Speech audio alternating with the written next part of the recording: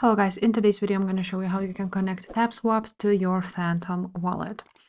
This tutorial will be quick and simple, so make sure to subscribe to this channel and leave a like on this video.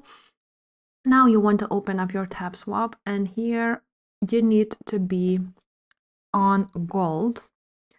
So as you can see, the bronze league, the silver league, and the gold. So gold is from 50,000. Now, once you will reach the gold on tasks right there and on special, you will see on specials that you can connect your Phantom wallet. At least it should be.